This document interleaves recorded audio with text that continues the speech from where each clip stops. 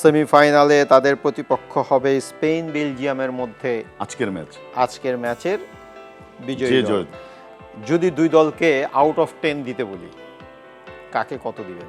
Out of 10 স্পেনকে দিতে হবে 10-এর মধ্যে 9, আর বেলজিয়ামকে দিতে হবে 7। রিজন?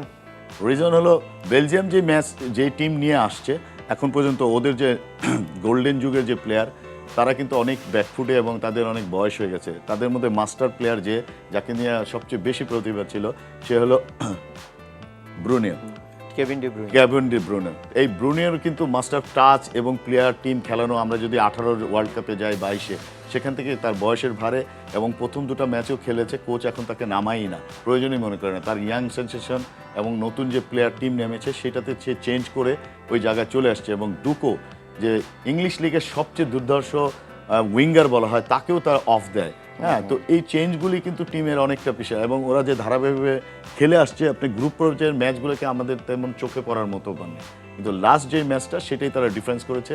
এবং আমেরিকা তাদের হোস্ট কান্ট্রিতে যেভাবে খেলছিল, সবাই মনে করেছে ওই ম্যাচ আমেরিকায় বা ইউএসএই জিতবে বেলজিয়ামের সাথে, কিন্তু বেলজিয়াম সেই কোচকে এখানে থ্যাঙ্কস দিতে হবে যে এত ভালো স্টার্ট করেছে, তাদেরকে দাঁড়াতেই দেয়নি, এবং 4-1 গোলে এই ম্যাচ জিতে আসে।